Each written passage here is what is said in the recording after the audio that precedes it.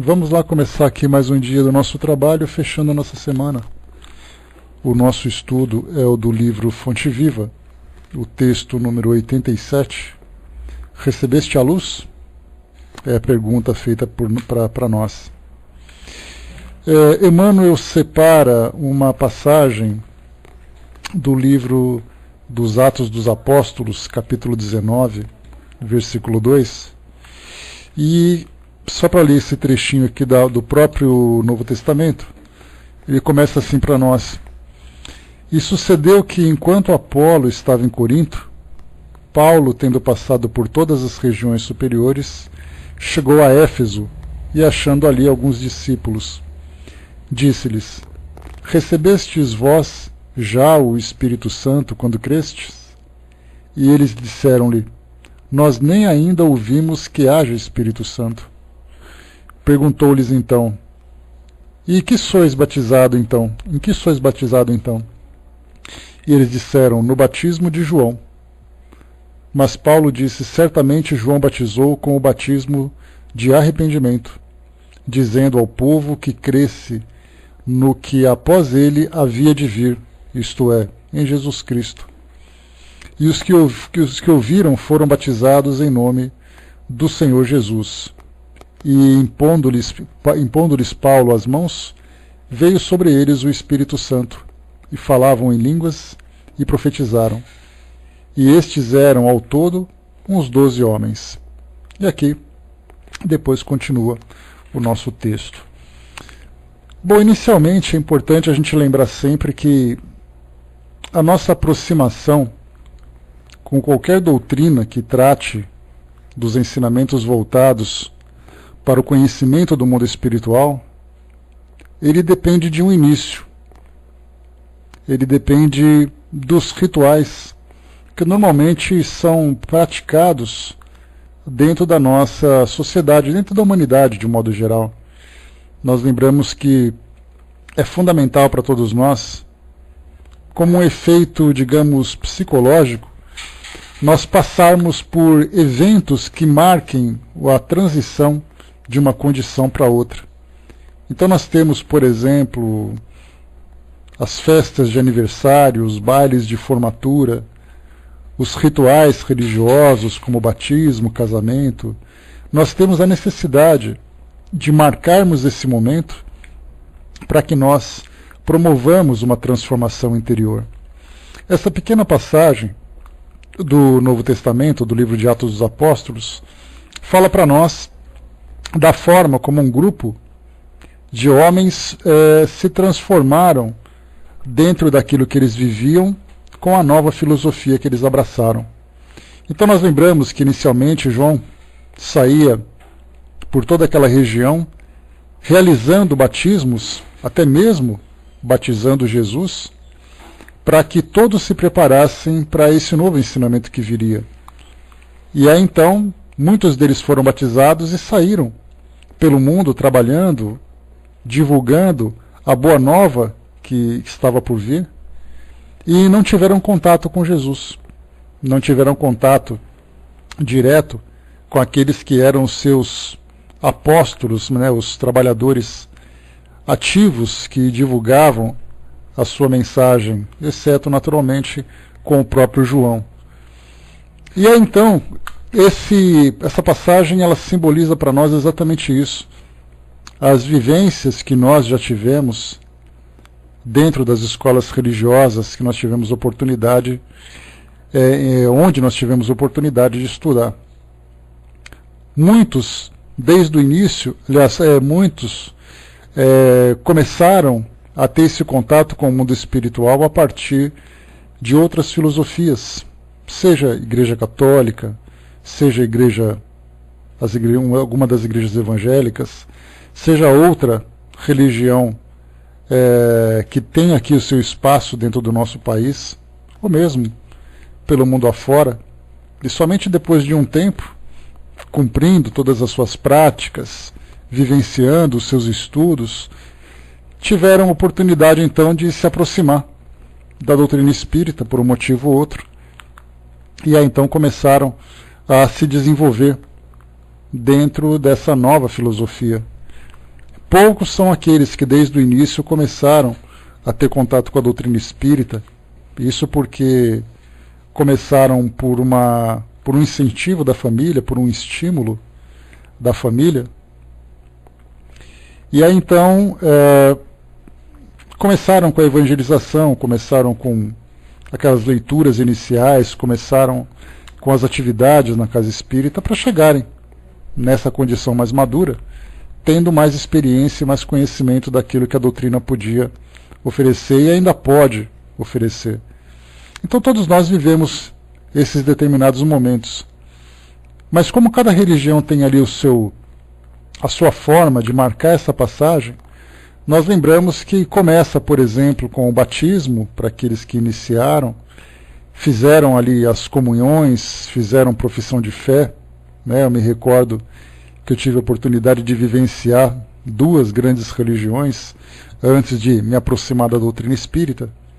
Então fui batizado lá em Aparecida do Norte, na igreja que era paralela ali à Basílica de Nossa Senhora Aparecida. E aí estudei numa escola salesiana, escola de padres, onde todos os dias tínhamos ali as missas. Fiz a minha primeira comunhão também.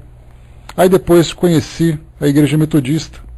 E ali na Igreja Metodista fiz a minha profissão de fé, que também era um ritual que marcava a entrada nessa nova doutrina. E aí depois de um tempo percebi que não era bem aquilo que eu buscava e continuei as minhas buscas até conhecer a doutrina. E o interessante é que, como nós estamos tão acostumados a passar por esses rituais, principalmente aqueles que já viveram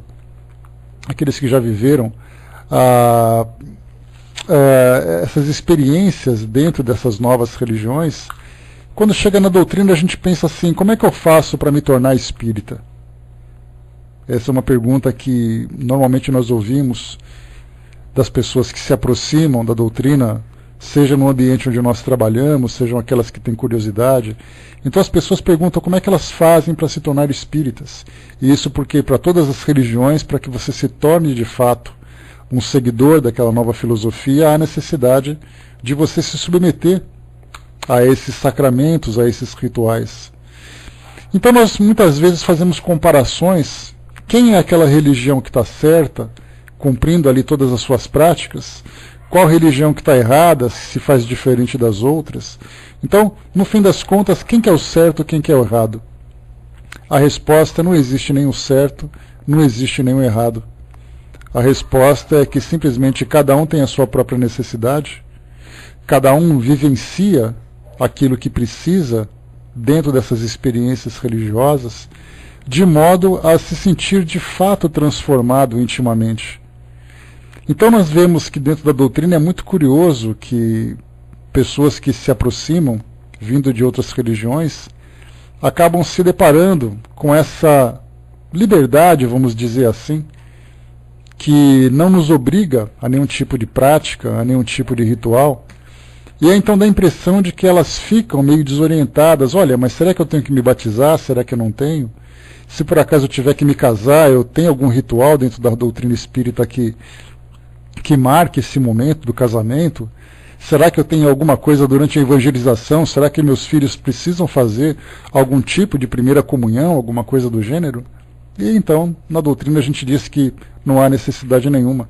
Mas o fato mais importante é que haja essa transformação íntima, o comprometimento, porque na verdade, dentro da doutrina, o que marca realmente a nossa afinidade com essa filosofia é exatamente essa palavra, é o comprometimento íntimo, subjetivo de cada pessoa, com os ensinamentos que vem absorvendo e com aquilo que pode fazer para colocar em prática, para demonstrar, não para a sociedade, não para a instituição, mas para demonstrar para si mesmo que é capaz de realizar aquilo que vem estudando e que a partir daquele momento passa a acreditar.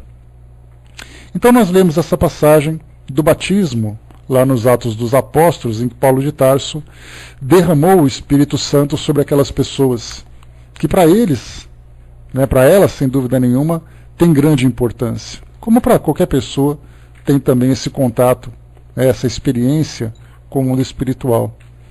Aqui então Emmanuel, a partir desse raciocínio, a partir dessa ideia, ele desenvolve chamando atenção exatamente para essa importância, para aquilo que nós vivemos intimamente dentro da crença que nós abraçamos, em detrimento daquilo que vem como prática exterior. Muitas vezes a prática exterior representa para nós uma transformação íntima, a necessidade de nós vermos aquilo que nos é apresentado como uma forma de nós psicologicamente assumirmos essa transformação. Como nós já comentamos aqui em outros estudos, nós sempre falamos sobre a necessidade de nós materializarmos a nossa fé. O que significa materializarmos a nossa fé? Termos demonstrações materiais que tocam os nossos sentidos para que nós intimamente compreendamos o seu efeito. Para isso, então, quando nós falamos que estamos nos aproximando, por exemplo, de Jesus, esse processo de batismo é um ritual humano em que nós olhamos, em que nós vivemos a experiência, em que nós, a partir daquele momento, nos transformamos psiquicamente para vivermos com maior proximidade de Jesus. O casamento é a mesma coisa, a gente fica se perguntando, um casamento vai ser mais ou menos feliz a partir daquele ritual? Depende da forma como cada pessoa acredita. Como nós falamos, não existe o certo ou o errado. Existe aquilo que eu preciso e existe aquilo que eu não preciso. Existe aquilo que para mim é importante e aquilo que não tem importância.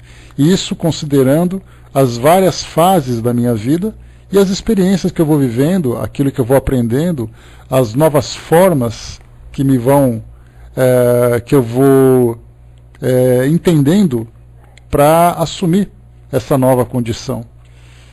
Então, a materialização da nossa fé vem exatamente por essas práticas. Muitas vezes uma música, muitas vezes um símbolo religioso, uma postura física, lembrando, por exemplo, ficar, por exemplo, de joelhos, as mãos postadas, as mãos viradas para cima, ficar, por exemplo, em pé, olhando para cima. Então, sempre temos necessidade de algo que mostre para nós aquilo que nós sentimos intimamente no campo do espírito. Aquilo que nós, como espíritos, somos capazes de vivenciar. Então nós temos também, da mesma forma, as imagens. Eu me sinto muito mais confortado vivendo uma experiência religiosa dentro do ambiente onde tenha aquela aparência que me lembre um lugar religioso. Então eu tenho os símbolos, eu tenho as imagens, eu tenho a arquitetura. Aquilo me deixa muito mais confortado. E nós espíritas somos assim. Muitas vezes nós pensamos que falamos de igreja, falamos de templo, mas nós nos sentimos muito mais fortalecidos quando nós fazemos, por exemplo, as nossas orações dentro de um centro espírita. Lembrando que, na verdade, eu posso entrar em sintonia com o mundo espiritual, em sintonia com Deus, onde quer que eu esteja fazendo o que estiver fazendo. Mas eu vou me sentir muito mais confortado, muito mais fortalecido, estando naquele lugar. Porque ali eu vou conseguir me concentrar naquele ambiente, eu vou conseguir perceber as suas vibrações. Enfim, aquilo vai ser para mim algo importante, algo significativo. Então, por essa necessidade que nós temos de fazer com que a nossa fé seja estimulada por esses elementos exteriores, nós não podemos dizer que existem pessoas que estão certas ou que estão erradas. Porque a forma como nós nos comunicamos com o mundo espiritual, a forma como nós nos comunicamos com Deus, ela é muito subjetiva. Não existe uma fórmula que eu possa dizer para vocês que a forma como você conversa com Deus está errada e a forma que eu converso está certa. Eu que vou determinando, com o passar do tempo, conforme os conhecimentos forem surgindo, a minha compreensão também for se ampliando, sou eu que vou determinar a melhor forma que eu tenho de conversar com Deus. Por isso, então, nós temos ainda as tantas religiões que servem de escolas, que servem de linguagens, em que cada pessoa, através da qual cada pessoa vai conversar com Deus. Então é como se fosse os idiomas que nós temos no nosso planeta hoje. Qual é o idioma perfeito para eu falar com Deus? Será que eu tenho que falar em português? Será que eu tenho que falar em sueco? Será que eu tenho que falar em latim? Em grego? e inglês, qual é o idioma que eu falo com Deus? Então, por isso, nós interpretamos que cada religião também é um idioma, só que é o idioma do Espírito. E cada um vai utilizar aquele idioma que melhor lhe convém, que melhor lhe satisfaz. Conforme os Espíritos nos ensinam, através daquilo que a doutrina vai nos trazendo de conhecimento, nós somos espíritos, e nessa condição de espíritos, nós somos habitantes de um mundo imaterial.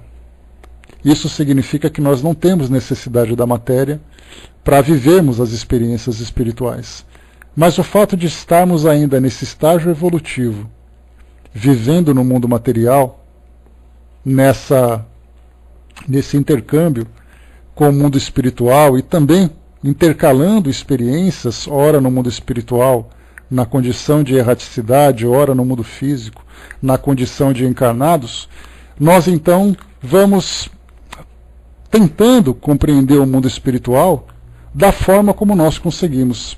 Então hoje para nós é ainda uma necessidade, esse estímulo material, esse estímulo exterior. Mas, a partir do momento em que nós compreendemos a nossa real natureza, é natural também que nós vamos nos transformando, nos libertando gradativamente, gradualmente, desse nosso apego com o mundo físico. Mas cada um tem o seu tempo, cada um tem a sua compreensão, cada um tem ali a sua necessidade. Por isso que a doutrina espírita nos passa como um ponto fundamental é exatamente a tolerância com aqueles que pensam diferente, com aqueles que vivem outras religiões, e muito mais do que a tolerância é a compreensão. Porque tolerância significa eu aceito que você viva a sua religião, mas sinceramente eu não entendo por que você ainda fica nela. Quando nós começamos a estudar a doutrina e entendermos exatamente as necessidades de cada espírito, nós não apenas nos tornamos mais tolerantes, mas nós realmente compreendemos do porquê cada pessoa viver aquilo, do porquê cada pessoa está naquele lugar, vivendo aquela experiência religiosa daquela forma. É aquilo que ela precisa, é aquilo que ela gosta, é aquilo que faz com que ela se sinta mais próxima de Deus ou mais próxima da divindade que ela cultua. Então, o que Emmanuel traz para nós é exatamente essa ideia, falando sobre essas experiências que nos vinculam com essas religiões, através desses rituais, através desses sacramentos, mas muito mais do que observar ou valorizar essas práticas exteriores, ele chama a atenção exatamente que não importa a forma como nós passamos por essa transição, adotando essa filosofia como forma de nos aproximarmos de Deus, mas valoriza principalmente a forma como nós nos sentimos a partir daquele momento, porque esse é o ponto fundamental. Nós vemos, por exemplo, eu já muitas vezes já vi práticas assim que eu fico pensando, poxa vida, mas por que será que as pessoas ainda passam por isso? E aí a gente vai amadurecendo, a gente vai estudando, vai compreendendo, e aí então a gente compreende. Eu vi essa semana um programa na televisão, um seriado que eu assisto, e aí então mostrou uma prática muito interessante entre os evangélicos, de fazer o batismo dentro de um ambiente com água, uma piscina, um tanque, um rio, um córrego, um riacho. E aí então algumas pessoas estavam sendo batizadas num riacho. E aí então se vestiam com aquela roupa branca. Aquele sacerdote que era responsável passava algumas palavras de estímulo a respeito dessa transformação que aquela pessoa viveria. E aí então tapava o nariz dessa pessoa, dava aquele mergulho rápido deitada de costas, e ela levantava sorridente. Então a gente pensa assim, poxa vida, mas ela estava num rio qualquer, simplesmente tomou um banho e aquele banho transformou espiritualmente? Sim. Aquela pessoa se transformou intimamente a partir do momento em que ela viveu aquela experiência. Eu já vi fotos de outros grupos evangélicos também, em clubes de campo, fazendo aqueles retiros espirituais, e as pessoas sendo batizadas na piscina desse lugar. E aí então naturalmente vinha aquela sensação de crítica, aquela vontade de fazer um julgamento, e perguntando assim, mas é uma água de uma piscina, para que aquilo é importante para aquela pessoa? É importante porque para ela é um momento de transformação. Como eu falei para vocês, nós temos necessidade de passarmos por esses rituais que simbolizam transformações, que simbolizam passagens para nós. Naquele momento em que uma criança é batizada numa igreja, e o sacerdote pega aquela concha com aquele pouquinho de água e despeja a água na cabeça dela e faz o sinal da cruz com um pouquinho de sal, aquilo é um ritual que para nós a gente fica se perguntando, mas qual o significado disso? Para nós o significado material não tem importância, mas a gente tem que pensar no significado espiritual para as pessoas.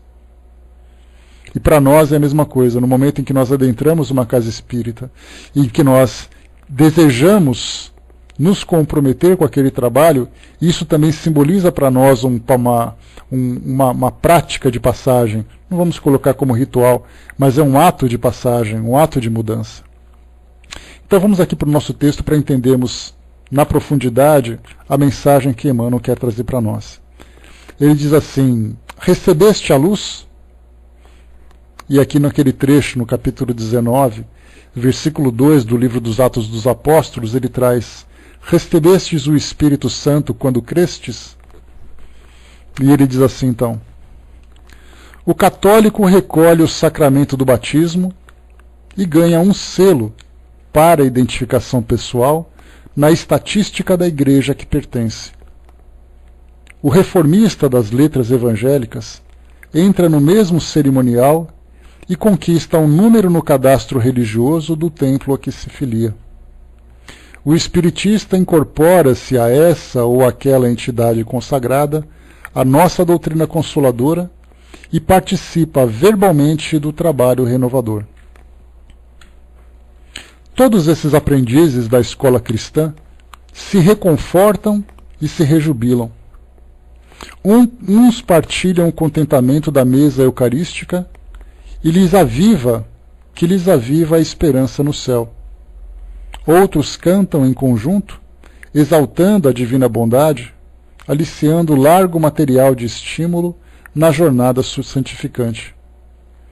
Outros ainda se reúnem ao redor da prece ardente e recebem mensagens luminosas e reveladoras de emissários celestiais que lhes consolidam a convicção na imortalidade além.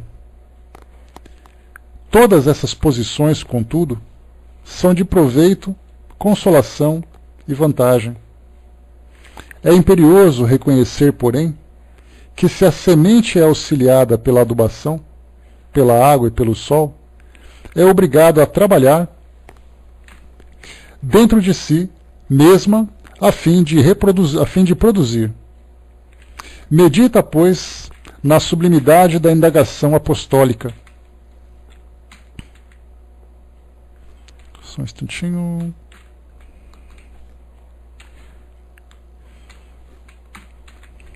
Prontinho. Medita, pois, na sublimidade da indagação apostólica. Recebeste o Espírito Santo quando creste? Vale-te da revelação com que a fé te beneficia e santifica teu caminho, espalhando o bem. Tua vida pode converter-se num manancial de bênçãos para os outros e para a tua alma, se te aplicares em verdade ao Mestre do amor. Lembra-te de que não és tu quem espera a luz divina, é a luz divina, força do céu ao teu lado, que permanece esperando por ti. Então aqui, o que é transmitido para nós como mensagem essencial é exatamente fazermos uma avaliação daquilo que nós vivemos dentro da filosofia que nós abraçamos. Claro que todas as religiões trazem suas práticas, todas as religiões, de alguma forma, oferecem essa instrução espiritual. Nós, naturalmente, Vemos aquelas que são mais proveitosas, outras menos proveitosas, porque muito mais do que uma mera análise do que fazemos com relação ao seu conteúdo, é muito mais importante para nós entendermos exatamente o que, de fato, aquilo vai trazer de transformação, vai trazer de benefício para aquela pessoa e para o mundo que ela vive. Então, mas podemos falar de outras religiões com muita tranquilidade, já que sempre pensamos naquela linguagem fraterna, naquela linguagem amorosa, mas o mais importante para nós é falarmos daquilo que se refere à nossa própria crença, que nesse caso é a doutrina espírita. Então, como nós falamos, não existe nenhuma prática ritualística que nos transforme em espíritas. Então, como eu falei para vocês no início, é comum as pessoas perguntarem de que forma que elas podem se tornar espíritas. E a nossa resposta, algumas vezes, diz assim: olha, você precisa frequentar um centro espírita, você precisa ler tais livros, você precisa fazer tais trabalhos, e a gente acaba também se equivocando. Porque, na verdade, tanto a frequência, como a leitura, como também o trabalho que é realizado, ele é uma consequência natural da transformação interior que aquela pessoa tem. Então, na verdade, não são esses elementos que vão transformá-la no espírita. Na verdade, ela se transformará no espírita, e aí então, numa pessoa espírita, e a partir desse momento em que ela se sentir afinizada com essa filosofia, as práticas virão no seu devido momento. Então é claro que, não, como eu falei para vocês, muitas vezes essa liberdade que a doutrina espírita nos proporciona acaba trazendo para nós essa falta de referência, essa falta de orientação. Será que eu estou no caminho certo? Será que eu já posso me considerar? Porque ainda nós temos aquela ideia, né, de quando eu posso me considerar um espírita e qual realmente é a referência que eu tenho de ser realmente um verdadeiro espírita. E aí então, através desse conhecimento, nós pensamos, primeiro, através daquilo que eu acredito, que faz com que eu me considere espírita. E mais fortalecido ficarei a partir do momento em que eu puser em prática tudo aquilo que eu acredito. Então nós temos na doutrina, por exemplo, a certeza da existência de uma inteligência suprema, que nós chamamos de Deus, que rege o universo e que rege todas as nossas vidas, não deixando ao acaso aquilo que é uma consequência natural de uma causa que provocou tudo isso. Nós entendemos que somos espíritos imortais, que tivemos o início de um desenvolvimento e teremos todo o nosso caminho pela frente, sem nunca terminar, para nos desenvolvermos, para crescermos. Sabemos que esse processo reencarnatório para nós é fundamental para o nosso desenvolvimento, trazendo para nós experiências que dizem respeito às situações vividas no mundo físico e aquelas vividas no mundo espiritual. Sabemos do intercâmbio que existe entre o mundo espiritual e o mundo físico. Aliás, a doutrina dos espíritos não poderia ser transmitida para todos nós se não fosse através desse intercâmbio. Então, através do recurso mediúnico, os espíritos falam conosco e nós podemos conversar também com os espíritos. E falamos também sobre a lei de causa e efeito, lembrando que todos nós somos responsáveis pelas nossas ações e pelas consequências dessas ações, seja de uma forma positiva, seja de uma forma negativa. A partir do momento em que esses elementos começam a ficar claros para mim, eu começo então a viver a minha vida pautada nesses elementos. Então eu começo a viver com mais fraternidade, porque eu entendo que todos nós somos irmãos em desenvolvimento, somos espíritos dividindo o mesmo espaço, que não existe aquele que é privilegiado e aquele que é sacrificado, mas todos nós, dentro da nossa condição, vivemos experiências particulares, específicas, de acordo com as nossas necessidades. Começo a trabalhar, porque eu sei que o espírito, sendo imortal e estando aqui no mundo físico, ele veio exatamente para se desenvolver. E não há desenvolvimento sem estudo e sem trabalho. E esse trabalho é o trabalho profissional, é o trabalho fraterno, é o trabalho de transformação do ambiente onde eu vivo, e quando eu começo a me comprometer com essa nova filosofia, aí então eu posso me considerar um espírita. Mas aí nós fazemos comparações. Poxa, mas tem espíritas que fazem trabalhos tão belos e eu não chego nem perto daquilo que eles fazem. Se eles fazem trabalho tão belos é porque eles têm capacidade para fazer. E se eu não faço é porque eu ainda não consegui alcançar essa condição. Mas como nós sabemos que todos nós evoluímos, podemos fazer aquilo que Jesus fez e muito mais como Ele próprio trouxe para nós. Então vemos ali que cada um se desenvolve, cada um trabalha dentro daquilo que pode, dentro daquilo que consegue. E conforme o Espírito Verdade trouxe para nós, o verdadeiro Espírito é aquele que trabalha pela sua transformação, é aquele que promove essa mudança interior, se esforça para transformar aquilo que existe de inferior para algo que ele pode considerar como superior. Esse é o verdadeiro Espírito, é aquele que demonstra o esforço. Não é simplesmente aquele que demonstra a competência que possui. O esforço já é o suficiente para que nós nos consideremos próximos ou adeptos a essa nova filosofia. Então nós vemos que todas essas práticas exteriores, elas ainda são necessárias para nós como algo psicológico, como algo ritualístico, mas que essa transformação de fato acontece dentro de nós. Porque nós temos muitas pessoas que se submetem a essas práticas, dentro e fora da doutrina espírita. No caso da doutrina espírita, como eu falei para vocês, a frequência no centro espírita, a leitura de obras, trabalhos, isso simboliza, todos esses elementos simbolizam para nós essas práticas que demonstram para nós uma certa aproximação com a nossa filosofia. Então muitos de nós frequentamos centros espíritas, fazemos leituras de livros, realizamos trabalhos, mas não vivemos intimamente aquilo que a doutrina nos passa. Muitos vivem aquilo que a doutrina nos passa, mas ainda não têm oportunidade de realizar esses trabalhos. E podem ser vistos como seguidores mais fiéis do que aqueles que exteriormente demonstram essas práticas. A mesma coisa acontece nas demais religiões, onde pessoas se submetem aos seus rituais, aos seus sacramentos, mas não significam que conseguiram de fato iniciar essa transformação interior. Outros iniciam essa transformação interior e, como uma prática natural, se submetem a esses rituais, mas a transformação já ocorreu. A Lidiana colocou, acredito que eles aplicam no outro, né, e ainda não aplicou em si.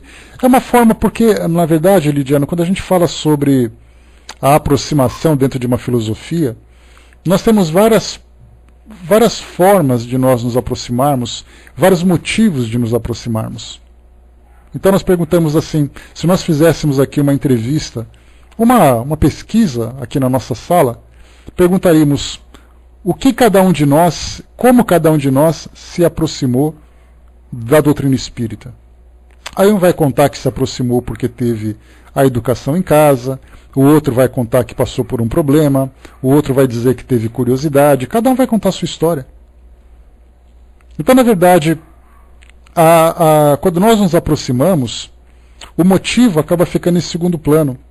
Mas a pergunta é, o que nós sentimos de fato no momento em que nos deparamos com essa nova revelação? O que isso impactou na minha vida de fato, emocionalmente, psicologicamente, moralmente, no momento em que eu decidi viver essa experiência? Então muitos de nós ainda vivem por simpatia, sem necessariamente viver na prática. Tem uma passagem interessante no livro Céu e Inferno, na passagem, no item que fala dos espíritos, tem os espíritos felizes e os espíritos comuns, né? E esses espíritos, um desses espíritos traz para nós um depoimento interessante que ele diz assim, olha, eu hoje posso me ver como um espírita, mas durante a minha vida terrena eu vivia como um espírita sem saber que era. Porque na verdade ele tinha essas crenças, isso no Céu e Inferno. Então ele conta para nós essa situação, dizendo que ele vivia tudo aquilo que moralmente a doutrina espírita passava. Aceitava de uma forma superficial, porque ele não se aprofundava, naquelas suas crenças, naqueles pilares que a doutrina espírita, sobre os quais a doutrina espírita se sustenta. E aí então ele falou assim, olha, eu nunca conheci um centro espírita, nunca vivi as experiências mediúnicas, mas depois que eu desencarnei eu percebi que eu era muito mais espírita do que imaginava. E quando ele fala sobre isso, isso mostra claramente para nós que muitas vezes vivemos intimamente aquilo que a doutrina espírita traz para nós sem termos demonstrações exteriores. Muitas vezes nós encontramos ateus que não acreditam nas religiões tradicionais, não acreditam em Deus da forma como ele é transmitido, não fizeram nenhum tipo de prática ritualística, mas vivem moralmente como se fossem espíritas. Porque na verdade é a vivência no amor, na caridade, na fraternidade que determina exatamente essa elevação espiritual. Com relação àquilo que eu acredito ou deixo de acreditar, isso depende do meu intelecto, depende das influências que eu tive. Se nós perguntarmos assim, será que nós teríamos alguma dificuldade em encontrarmos um espírita no Afeganistão? Com certeza teríamos, a menos que fosse algum brasileiro ou fosse alguém que tivesse tido contato aqui no mundo ocidental com a doutrina espírita. Mas por que nós não encontramos esses espíritas no Afeganistão? Porque a religião oficial daquele país, ela é muito influente na vida das pessoas. Então, na verdade, não é que não existam espíritas naquela região, mas o conhecimento espírita não chegou até lá. Mas os valores que a doutrina espírita cultiva e divulga, que se baseiam exatamente nos valores cristãos, eles estão por todo o mundo. E quantas pessoas que são consideradas muçulmanas vivem esses ensinamentos naturalmente com o rótulo muçulmano, com o rótulo do islamismo, mas que na essência fazem parte dessas leis naturais que regem o nosso mundo. Nos Estados Unidos, por exemplo, falarmos sobre espíritas.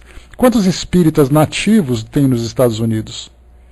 Se fizermos uma pesquisa sobre os núcleos religiosos, os núcleos espíritas que tem lá, podemos ter certeza que quase 100% tem brasileiro metido. E por quê? Porque são brasileiros que vivem lá e que levaram a doutrina espírita. Então, a religião dominante é a religião evangélica, são as religiões evangélicas. Então, por que nós não podemos encontrar espíritas entre eles? Simplesmente porque a religião influencia o modo de viver daquelas pessoas. Mas os ensinamentos morais são sempre os mesmos. Então não importa se você se encontra na África, na China, na Europa, na América do Norte, na América Latina, não importa onde você esteja. Se os seus princípios são aqueles que te elevam espiritualmente, é isso que te transforma num seguidor dos grandes mestres que vieram até nós. Então, para nós que somos espíritas, o que vale, sem dúvida nenhuma, é essa prática. Só que muitas pessoas não tiveram ainda condições de viver essas experiências interiores, de viver essas experiências espirituais. Ainda tem a simpatia, tem o interesse, tem a curiosidade, mas não se comprometeram espiritualmente com a filosofia. A mesma coisa acontece em todas as religiões. Quando se faz pesquisa, você tem muitos católicos, muitos evangélicos, que são, como se diz popularmente, muito mais da boca para fora do que intimamente. Porque gostam, porque estão habituados, porque acham interessante, porque a sociedade os aceita com mais facilidade, mas intimamente não conseguiram se transformar. Existe aquele vazio dentro delas que não ainda foi preenchido. O Osmar colocou, quando eu era espírita, quando eu era evangélico, já concordava com muitos preceitos espíritas, A Mazilda também colocou, eu também, era espírita e não sabia. Eu vou contar uma experiência para vocês rápida, para a gente poder concluir. Eu já contei algumas vezes, mas vale a gente reforçar. Eu me recordo, eu fiz parte da Igreja Católica, durante muito tempo, como eu falei para vocês, e por volta dos meus 19 anos eu acabei, por ser aquela história de ser católico, frequentando apenas casamento, missa de sétimo dia e tudo mais, então não era um praticante. Era praticante na época da escola, porque a escola, por ser religiosa, trazia essa influência sobre nós que éramos alunos. Mas depois de um tempo eu acabei me distanciando e não tinha mais aquela constância na frequência com a igreja. Tinha feito ali encontro de jovens e tudo mais, mas nada que me aproximasse tanto assim. E aí então comecei a frequentar a igreja metodista, que é uma igreja evangélica. Fiz muitos amigos, assim, por quem eu tenho um carinho enorme também por aquele período, por aquela época. Mas eu me recordo que acabei me aproximando por estímulo, né? Aquele estímulo de participar de um acampamento com outros jovens, né? Que era feito numa colônia de férias, com muitas mensagens, com muitos cânticos, com muitas palestras, e você sai dizendo, eu quero fazer parte dessa experiência também. E aí comecei a frequentar a igreja durante 2 anos. Quando chegou passou aquele primeiro ano, era aquela euforia toda, com muitos amigos, aquele grupo de jovens muito ativo. E aí então o tempo foi passando, as coisas foram se acalmando em termos de paixão, né? Como toda paixão, ela começa avassaladora, depois ela vai se asserenando, e aí então a gente vê qual é o sentimento real. E aí eu começava a ouvir aqueles sermões, aquelas palestras, eram os sermões, né, que a gente ouvia, e naquele momento da prece eu percebi que as pessoas choravam comovidas com aquilo que elas conversavam com Deus, com Jesus, falavam emocionadas, e eu tentava sentir aquela emoção e não encontrava. E conversei então com o nosso pastor evangélico lá, né, o nosso pastor, e eu falei assim, eu não consigo sentir isso. Aí ele pôs a mão no meu ombro, fez aquela prece fervorosa, e eu acompanhando aquela prece também e tal. Saí meio motivado, mas depois eu percebi, falei, eu não consigo ser tocado por isso. Eu não entendo por que isso não me sensibiliza da forma como sensibiliza as pessoas. Então eu percebi que o problema não era que a religião era uma religião falha, era uma religião que não me tinha sensibilizado, mas que sensibilizou, sem dúvida nenhuma, todas as pessoas que estavam ali. E aí depois de um tempo, apareceu essa tal de doutrina espírita, pela qual eu tinha aquele pavor que vocês sabem, né? Tinha o livro dos espíritos na prateleira de casa, minha mãe sempre foi espírita, e eu tinha aquela coisa e falava assim, não, eu não quero nem tocar nesse livro, porque vai que acontece alguma coisa. E aí então, pegava o primeiro livro, pegava o segundo livro, pulava esse livro, pegava outros livros, mas não tocava nele. Era o livro dos espíritos, uma edição que nós tínhamos de 1982. E aí então, depois, por experiências que a vida vai oferecendo para nós, a gente começa a buscar respostas. E aí então tive contato com a doutrina espírita. E aí, naquele momento foi aquele golpe delicioso, encantador, que naquele momento você fala assim, era isso que você estava procurando. Então, na verdade, a gente vê assim que cada um busca o seu próprio caminho de acordo com a sua necessidade. Eu tinha respostas, pavoroso, né, Cindizinha? Não é fácil não. Livro dos Médiuns também era algo que assustava. Então, assim, as religiões, as filosofias, vão responder as perguntas que você faz. As minhas perguntas, aquelas religiões não responderam. A doutrina espírita respondeu. Para muitas pessoas, essas religiões responderam às perguntas que elas estavam fazendo. Então, na verdade, assim, nós temos necessidades e fazemos perguntas. Aquela filosofia que te respondeu é aquela que vai te acolher. E é aquela que vai te fazer bem, vai te fazer feliz. Mas o importante é que nós saiamos das práticas exteriores e busquemos essa transformação interior, essa vivência na prática. Porque como Emmanuel traz para nós aqui no final do texto, ele diz assim, vou pegar rapidamente aqui porque é uma passagem muito significativa. Ele diz assim, lembra-te de que não és tu que espera pela luz divina, é a luz divina, força do céu ao teu lado, que permanece esperando por ti. Então, na verdade, o mundo espiritual fica nos aguardando, oferecendo as informações que nós estamos buscando. E ela se manifesta, essa luz se manifesta das mais variadas formas. Por isso que na pergunta ele pergunta, aqui na pergunta inicial, nós temos aqui, recebeste a luz? Ou seja, nós recebemos a nossa luz? Cada um busca essa luz da forma que pode. Para fecharmos, a Angelina colocou para nós, quando eu fui católica, achava que faltava algo que não entendia. Hoje entendo por quê. E nós temos muitas pessoas, né, Angelina, que são muito felizes sendo católicas. Muitas pessoas que são felizes sendo evangélicas, porque simplesmente aquilo que elas precisam, elas encontraram. Muitas pessoas se aproximaram da doutrina espírita e não conseguiram encontrar aquilo que precisavam. Nós estamos na doutrina espírita porque encontramos aquilo que nós precisávamos. Por isso nós vemos que todas as religiões são importantes. Porque cada religião vai responder aquilo que aquela pessoa precisa. Então não são as nossas perguntas que vão satisfazer as pessoas. São elas que têm que criar as próprias perguntas. Então, meus amigos, fechando por aqui o nosso estudo de hoje. A gente fecha mais cedo de sexta-feira, lembrando sempre. Então, o nosso estudo de hoje falava exatamente isso. De nós sempre refletirmos a respeito daquilo que nós abraçamos em termos de filosofia e na forma como isso nos sensibiliza, na forma como isso nos toca, na forma como isso nos transforma.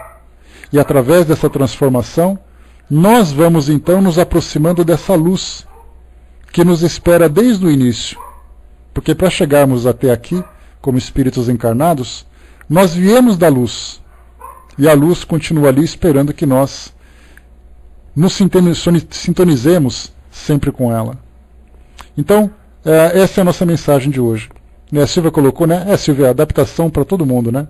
Para nós daqui de dentro, para vocês aí de fora. Então, o horário de verão é sempre uma mudança complicada para todo mundo, né? Mas logo, logo vocês se adaptam também. Então, fechando por aqui o nosso estudo de hoje. Pois é, daqui a pouco muda de novo ainda por cima, né? Eu vou então... Cindizinha, quem vai fazer para nós o encerramento? Miriam, beleza então. Eu vou passar para a nossa amiga Miriam. Então, pessoal, essa aqui é a nossa mensagem. Mais uma vez, sempre, lembrem de fazer uma releitura. Vai com Deus, Nancy. Parabéns pela formatura, querida. A Nancy agora recebendo o diploma dela de pedagogia, né? Então, parabéns por mais essa conquista. Mais uma etapa, né? A gente acha que chega um momento da vida em que as coisas acabam. É quando a gente percebe que as coisas estão começando, né? Então, sempre uma conquista nova. Parabéns mesmo, tá? Então, deem uma leitura de novo nesse texto. Mais uma vez é o texto número 87. Recebeste a luz, do nosso livro Fonte Viva. Faça uma releitura, faça ali uma pequena reflexão de alguns minutos, só para poder organizar as ideias, que é sempre importante para nós termos essa mensagem